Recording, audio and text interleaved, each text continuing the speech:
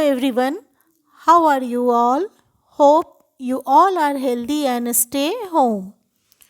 Today I am here to start a new chapter in English literature. That is chapter 8 and topic is The Fisherman and His Wife. So students, please open your book at page number 34. This is a story about a fisherman and his greedy wife. So let us start the story. A poor fisherman and his wife lived in a small hut near the sea. एक गरीब fisherman अपने wife के साथ एक small हट में समुद्र के किनारे रहता था. One day, the fisherman caught a golden fish in his net. एक दिन फिशरमैन ने नेट में एक गोल्डन फिश पकड़ा. The golden fish could speak. He bagged the fisherman, let me go please. I will reward you by giving you anything you wish for. You may go, dear fish. I don't need anything from you. वो golden fish special थी. Do you know why? क्योंकि वो बोल सकती थी. उसने fisherman से प्रार्थना की, मुझे जाने दो, तुम जो भी मांगोगे मैं तुम्हें दूंगी. फिशरमैन दयालु था. उसने कहा, तुम जा सकती हो, मुझे तुमसे कुछ ज़रूरत नहीं है. The fisherman went back home and told his wife about the incident. Oh, such a fool you are. You could have at least asked for a new watering trough. Fisherman घर आया और सारी इंसिडेंट अपनी wife को बताया. उसकी wife ने कहा, तुम कितने मूर्ख हो, कम से कम तुम्हें एक नया वाटरिंग ट्रफ मांग लेते. वाटरिंग ट्रफ मीन्स जानते हो क्या होता है? जानवरों को खाना देने वाला पात्र, जिसे माद भी कहा जाता है. Now page number 35. The fisherman returned to the shore and called out to the golden fish. He told him what his wife had said. Go back home, your wish will be granted. Fisherman समुद्र किनारे गया और golden fish को बुलाया. उसने golden fish को सारी बात जो उसकी वाइफ ने कही थी बता दिया. गोल्डन फिश ने कहा, वापस घर जाओ, तुम्हारी विश पूरी हो जाएगी. The fisherman went back home and saw that there was a new trough. But उसकी वाइफ ने कही, you fool, go back and ask for a new house for us.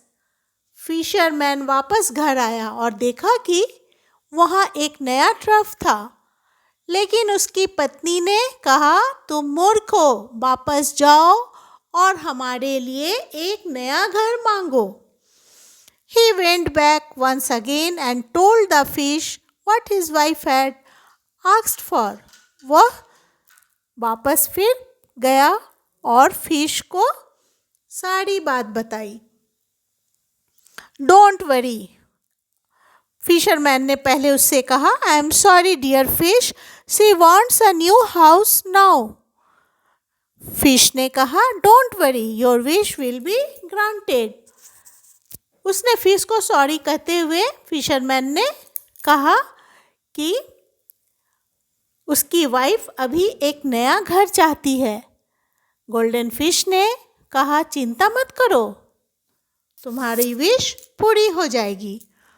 The fisherman went back home and saw that they now had a new house. But once again, his wife told, go back. I want to be a noble woman, not a peasant anymore. Fisherman वापस लौटकर देखा कि वहाँ अब उनका small हट नहीं है, उसके जगह एक नया घर था. लेकिन एक बार फिर उसकी पत्नी ने कहा, वापस जाओ, मैं एक धनी वुमेन बनना चाहती हूँ, अब मैं गरीब नहीं रहना चाहती. So the poor fisherman went back once again and called the fish to make the new request. Please don't be angry, dear golden fish. She now wants to be a noblewoman. Her wish shall be granted. बेचारा fisherman एक बार फिर गया और golden fish को बुलाकर अपना नया request बताया। कहा कि गोल्डन फिश गुस्सा मत करो, उसकी वाइफ अब एक धनी वुमेन बनना चाहती है। फिशरमैन गोल्डन फिश ने कहा उसकी इच्छा पूरी हो जाएगी। When he went back home, he saw that his wife was wearing bright, rich clothes. जब वो घर लौटा तो देखा कि उसकी वाइफ तो बहुत अच्छे अच्छे कपड़े, धनी वुमेन की तरह कपड़े पहनकर बैठी हुई है। फिशरमैन ने उसकी वाइफ से कहा, I hope you are happy now, you have got what you wanted. मैं होप करता हूँ, आशा करता हूँ कि अब तो तुम खुश हो, क्योंकि तुम जो जो चाहती थी तुम्हें मिल गया। उसकी वाइफ ने कहा, no, go back to the fish, I want to be the queen of all the land. उसकी पत्नी ने कहा, नहीं, फिर से वापस फिश के पास जाओ, मैं पूरी धरती की रानी बनना चाहती हूँ। Now page number 36. The fisherman was frightened, but he went back to the shore. Fisherman बेचारा डर गया उसकी बात सुनकर, लेकिन फिर भी वो किनारे पहुंचा और कहा, she wants to be the queen. वो अब क्वीन बनना चाहती है। His wish was granted, but some weeks later the wife summoned him and gave a new order. Go, tell the fish that it must become my servant. I shall be the empress of the land and the sea. Have you gone mad? उसकी इच्छा तो पूरी हुई, लेकिन कुछ सप्ताह के बाद उसकी वाइफ ने उसे बुलाया और एक नया ऑर्डर दिया। उसने कहा, जाओ और उस फिश से कहो कि वो मेरी सर्वेंट बन जाए, मैं इस लैंड और सी दोनों की रानी बनूंगी। फिशरमैन ने कहा, क्या तुम पागल हो गई हो? The fisherman was terrified, but he went back to the shore. However, the fish swam away without a word.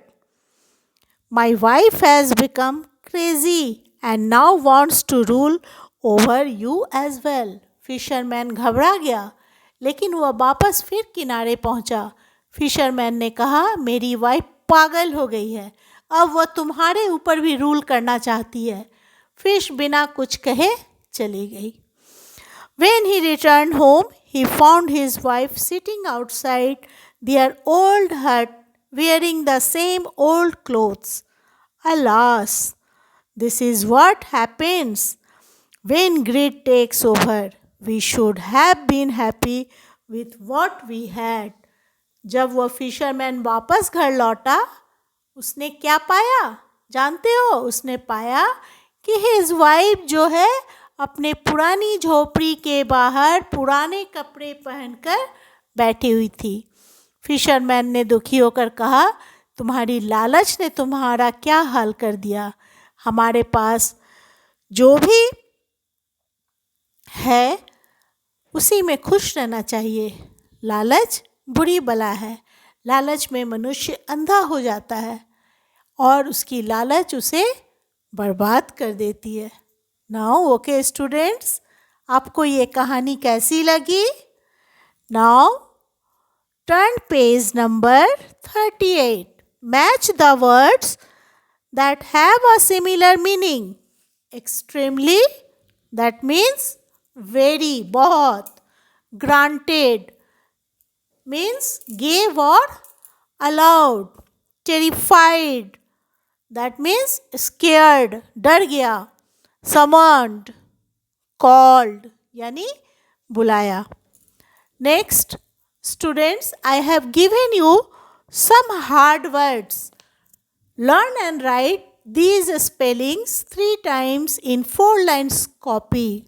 These are number 1 incident, second reward, third trough, 4 baked, fifth worry, sixth peasant, 7 impress, 8 terrified, 9 crazy, and 10 someone.